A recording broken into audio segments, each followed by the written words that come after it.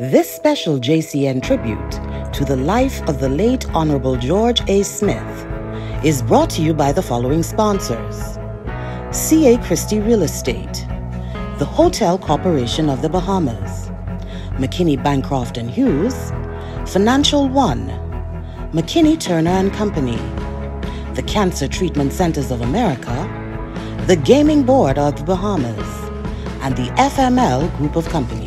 Good evening and welcome to our program Jones and Company. I'm your host Christian Jones. And this evening our programming is dedicated to the life and legacy of the late Honorable George Andrew Smith. Mr. Smith, a native of Exuma, eventually ran for the Rollville constituency in 1968, becoming an elected official and member of the House of Assembly. In 1972, Mr. Smith joined the group of individuals who went to London to negotiate for our independence as a nation. Throughout his long career, he served in various capacities as chairman of the Bahamas Telecommunications Corporation, chairman of the Hotel Corporation of the Bahamas, and also becoming a dedicated nationalist within our country who was always deeply committed to the progressive advancement of empowering ordinary Bahamians. Mr. Smith's latest role, or last role, was being appointed special advisor on the preparation for the appropriate events leading to and after July 10th, 2023. He was one of our nation's favorite sons. Looking back on the relationship that I was able to foster with Mr. Smith as an elder statesman, he was a good friend. We will now hear from William Wong. Hi, I'm William Wong, and I've been friends with George Smith for over 35 years. And it's a friendship that the both of us really enjoyed each other's company. And when I heard the news that he had passed, I just could not have believed it happened. George was special, very special. And over 35 years, we had some good laughs, and we had some good meals, we had some good wine, and an occasional cigar. George was, he was bigger than life, and I thought George was going to live forever. We always thought that he's going to outlive me, and if he did, there were certain things that he would do, which I really can't say on this interview. But George really was a great guy. Like I said, we enjoyed each other's company. And the last several years, when he moved from my neighborhood, we got together on Sundays. He came by on Sundays after church, and we had lunch together. And from 12 o'clock, and at some point, George didn't want to go home, and I realized this was his Sunday routine: come and park himself at the dinner table, and we have lunch, and we sit down and we watch television. He ended up falling asleep on the couch, and I ended up falling asleep in my chair. And then we wake up, and we start again. We go on the porch and have a glass of red wine, and when that was finished, we have a glass of rum. And that's how our Sundays went. And I would talk to George maybe 3 or 4 times a week, because we have kids, and my kids really, they like their Uncle George. And you can always tell a man and how he interacts with children. And he known my kids since they were babies, and they were just enthralled by the stories he told. He spent many hours talking with them. After a while, quite frankly, I got a bit bored listening to George talk about all his adventures. So the kids enjoyed it, and they say, "Daddy, be quiet. Let Uncle George speak." And people didn't see the side of George that the public didn't see that side of George. He was very great with kids, and he was a great friend of all my children. And they were devastated when I told them that Daddy had passed. George really faced his troubles like a true gentleman. He just picked up and walked, and he never stopped. And because of that, he became a great statesman. And I told George, you're a great statesman, and you really need to write a book, because there's so many stuff that's going to be lost when you're gone. He said, "Well, listen, I'm not going anywhere." Unfortunately, he passed. And we shared many good times together, and he's a good friend. He's a great family man.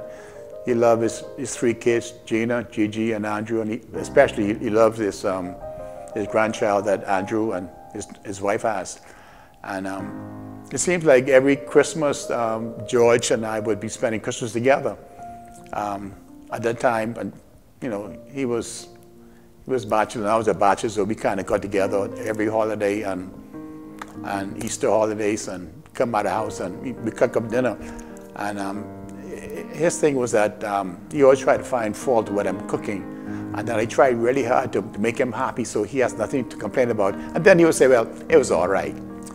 One time we did a soup competition, and we figured out we had different judges, and even his children voted against him. He wasn't too happy with that. But that was the kind of fun we had. So, George was he's a good person. He's very non-pretentious. No matter where we go, people would know who he is and how he would speak with them, no matter who they are. And that's why he was in the House of Assembly for 29 years, 27 years. He gave so much of his time to his constituents in Exuma, even when he left office. He would go back every other weekend. Hey, George, you going to Exuma again? Yeah, so-and-so passed away. I think he must have attended every funeral in Exuma, because there was some persons that he was close with during Exuma. So Exuma has lost a good son, and the Bahamian people have lost a good statesman. George had a good grasp on what his country needed, and he wanted nothing more than we have a good country like the Bahamas. And George paid his dues. He did pay his dues, and he became quite a statesman. And I will miss him terribly. Life just seemed to have gone in a big void with George dying. We had so many things that we wanted to do, some travels that we wanted to do, go to Singapore and to Morocco, but we just never got it. Just didn't happen. Yeah, George was a good friend, and anybody ever needed help, he was always willing to do it. To make a phone call for someone who needed a visa, someone needed a work permit, a family friend, George would always take the time to do it. And this was the kind of person George was. He was always willing to help somebody else.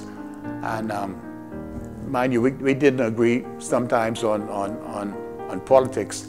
But I just found out the last couple of years, George would say something just to push my buttons, Then I realized he was playing me. So I said, okay, George, okay, no problem. But he would go on and he'd just try. He was a great debater. I guess I know he was very good when he was in politics and when he was in the House of Assembly. He did a wonderful job because he always did his homework. He always was prepared for any discussion. With me, it just seemed to go on and on and on. Okay, George, enough is enough, man. But that's the kind of relationship we had. We can talk kind of trash with each other, and that's how we dealt with each other. Yeah, George. Yeah, you left us, and now you got some friends over there who you can talk with. Friends who passed on, and I really valued your friendship. I'm talking as if you can hear me. Maybe you do. Yes, George. Andrew and Gigi and Gina, they surely will miss you. You were a great dad. You're a good statesman. You're a good patriot. And the Bahamas is a lot better place because of you, George Smith. You paid your dues and you served your country well. Thank you, George. We will now hear from Earlston McPhee. My name is Earlston McPhee. I met the Honorable George Smith when I returned home from school. Previous to this, I worked for a bank, Chase Manhattan Bank. Got a scholarship, went off to school, and when I returned with a bachelor's of finance and marketing, due to my scholarship, I was placed at the Ministry of Agriculture and Fisheries. At that time, the Honorable George Smith was the Minister of Agriculture and Fisheries. That's when I first met and worked with him. His director of agriculture was at the time Godfrey Eneas. Now, I worked very well with both of those two gentlemen, and they were instrumental in recommending me to apply for the Hubert Humphrey Fellowship. And as a result, I became the first Bahamian to be offered a Hubert Humphrey Fellowship due to the result of the trust that they had in me as a professional person in the agricultural sector. From there, I went off to do the Humphrey Fellowship, came back, and we also were involved in developing with the minister. He believed in self-sufficiency as the Minister of Agriculture, and there was a program of self-sufficiency. So we worked with the Commonwealth Fund for Technical Cooperation in developing some strategies for the growth of Bahamian produce to feed the nation. Later on in life, I joined the Ministry of Tourism after completing my graduate degree. I joined the Ministry of Tourism and I became president of an international organization called SCAL. And Honorable George Smith was also a member of SCAL Club and supported me in my presidency. So we have a long history of firstly meeting him when he was the minister and he was my boss, and then I returned home, became president of SCAL, and then he was a member that supported me. The other thing is, this is something that he and I always laughed about when during our camaraderie at SCAL luncheon. I remember when I was involved at the Ministry of Agriculture at the first agricultural census, and I went to Andros, South Andros, to conduct a census. At the time, the Honorable Minister was in Andros, happened to be in Andros at the same time. I had an opportunity where during that period I had to go and then do some enumeration of farmers. As you know, farmers normally leave home very early. So I got up at 5 o'clock in the morning and knocked on doors. And so by 2 o'clock, I had a long day, and I recall that I went to Las Palmas Hotel, and I was having a fruit cocktail. And who should walk in? My boss, the minister.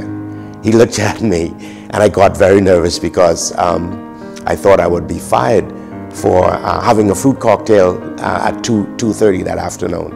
So later on, we reminisced about it. He said, "You know something, Earl?" He said, "The only thing I was angry, if I was ever angry, the fact that you didn't buy me a drink as well." So those are some fond memories I recall of the Honorable George Smith. We will now hear from Danny Strawn. George Smith and I, we're both Exomians. George's house was approximately, I would say, 500 yards from my house. Of course, he was much older than I was at the time. But of course, being neighbors, we bonded, you know, and our friendship lasted for many, many years. George Smith was a rare human being. Of course, a nationalist par excellence. He also lived his dreams of trying to make life better in the Bahamas for everyone. I can recall the many conversations we've had almost twice, 3 times per week. And those conversations were always substantive. We would never waste time talking about frivolous things.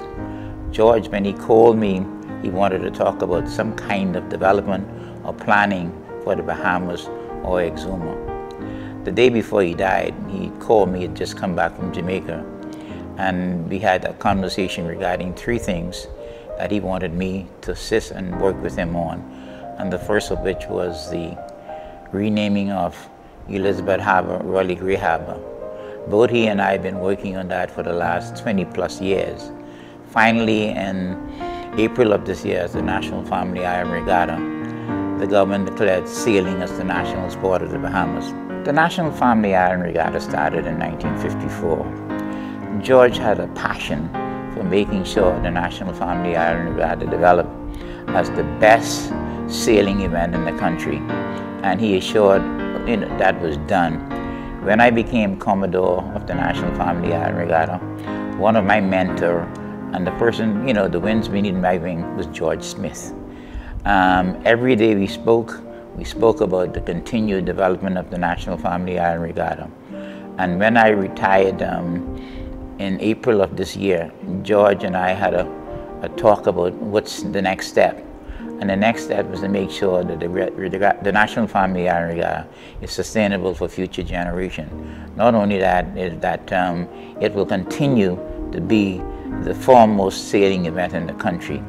So when George and I spoke about the regatta, that was his passion. His passion was to make sure that regatta continues because it impacted so many people in Exuma. And George felt that that was one of the purpose of the regatta, not just entertainment, but to make sure that the regatta benefits the community of Exuma and in fact the entire Bahamas. It is now the most important, I guess, event in the country. In 2015, the regatta won the prestigious Cacique Award as the best event in the country. And that was no fluke, because all of that was accomplished as a result of George Smith working with me and the committee to make sure that the regatta moves from one level to the next. We wanted to do a package deal, so to speak, whereby you name sailing as the national sport, and also at the same time change the name of Elizabeth Harbour to Raleigh Grey Harbour, to a national hero who dominated sailing in this country for more than 50 years. But of course, everything takes time. It took us, almost 50 years to get this pillar of our country, that is sailing, the national sport of the country. That will open up doors for many, many opportunities for a lot of people who are involved in sailing and other sports throughout the country. But today I just want to focus a little bit more on George Smith, who he was. George was a politician from that era that fought for justice and equality for everyone. George, more so than anybody else, I think when you talk about being a member of Parliament, George was a member of Parliament par excellence. I think he was the best ever since I was able to vote, and I observed the way he represented his constituency. I don't know if anybody else, I don't know if George has an equal when it comes to that. Of course, I've opened that box and the question may be asked, what about Sir Lyndon? Sir Lyndon is in a league by himself, and George was in a league by himself. Sir Lyndon had to take care of the 39 constituencies, but I'm talking about each member of Parliament whose job and responsibility was to take care of their constituency. And of course, there's the current Prime Minister, the Honorable Philip Davis. I've been following his career in politics, and I think he's done a wonderful job in representing his constituency of Cat Island, San Salvador, and I think the Berry Islands. And also George's brother, Philip Smith, when he was a member of Parliament. He did an excellent job in representing North Long Island, and I think he'd followed in the footsteps of George, because, they're brothers, and they talk all the time and they talk about politics. So Philip, took a cue from his brother George Smith, and he's been a wonderful representative in terms of representing the views and the aspirations of the people of North Long Island. So those are the person I think would probably measure up and fit in the same league as George. But George will always be number one in my books. Our current MP, Chester Cooper, he's also doing an excellent job in terms of representing the people that put him in the House of Assembly. I'm sure he's taken a page out of George's book. He probably sat at George's knees and determined, the way forward in terms of what a politician should do and what a politician shouldn't do. George was never concerned about fancy speeches in the House of Assembly or on the political trail. His focus has always been to help and uplift the downtrodden and the poor. One of the things that he was been fighting for, the economic pillar, whereby he wanted every Bahamian to be empowered so that they can have an opportunity to make a life for themselves and their families. So, and he fought all his life trying to accomplish that. It's sad that he's passed on and he probably won't see it, but I think it eventually will come. So George is a rare human being, and I would put it. He's a beloved Bahamian, a beloved friend and colleague. And you know, I was always cherish and miss him and miss the kind of things that we spoke about almost 2 and 3 times a week. His sudden death was a shock to myself and many other persons. But as life may have it, we all are walking that same road, and one day we all walked on the road that George did, and it always will come to a stop one day. But I certainly want to say on this particular occasion, the Bahamas has lost a great son, a patriot, a nationalist in the true sense of the word. He was always looking out for the poor man. Even after he left national politics, people still regarded him as their MP, and he functioned as their MP, not being in the House Assembly. Every time he came to his beloved Exuma, he would visit every constituency, and he would meet and talk with the people, find out what their problems are, what their views are, and what they want. And George was the type of politician you can rely upon. If you told him you wanted something done, he was the person who would set about, he would do it. He just wouldn't put you off by giving you a fancy word, I would do it. But if you ask him to do something, he will do it, or he will tell you emphatically that he can't do it. But he wouldn't leave it there. He will find a way to get it done for you. And that's why Exumian will always regard him as their member of parliament. As I mentioned, even though our current parliamentarian, our current representative, the Honorable Chester Cooper, Deputy Prime Minister, he's doing a splendid job. And I think he's following in the footsteps of George, as I mentioned previously. So he's on his way. And I think he was taught by the master, and I'm talking about George Smith, when it comes to politics and looking after the people who send you to the House of Assembly. Because he's always said, the first job of an MP was to take care of the needs, of the people who sent him there. And that's what he spent his life doing. And his life was one of living his dream to lift up the downtrodden in our country and make life better for all Bahamians. And of course, his beloved Exuma. Anytime he came to Exuma, he would look me up, he would probably stay with me, and we spent our time, talking about issues affecting Exuma and what needs to happen, what needs to be developed in Exuma. And he wanted, the best for his beloved Exuma. So that was the George Smith that I know. A beloved Bahamian, a beloved Exumian, and a really, really beloved friend of mine. I'm gonna miss him terribly, and I think the whole country will miss him. There's so much memories we will have of George Smith. The only thing that I regret is the fact that all that information he has, stored, he had stored up in his head, it wasn't reduced to a book, which would have been mandatory reading for our schools and throughout our country to learn about the Bahamas, its history from whence we came. Today, a lot of young people feel that the Bahamas was always like this, but no, we need to talk and tell the history. And one of the persons who was able to do that was George Smith. Unfortunately, he didn't reduce it to putting it in black and white in a book. But nevertheless, we will need to find a way to memorialize George, and we need to do something substantive. And one of the things I know that we're currently working on, the airport in Exuma, I would like to see that airport named the George A. Smith International Airport as a testimony to what he has done, not only for Exuma, but the entire Bahamas. George Smith will be missed, and may his soul continue to rest in eternal peace.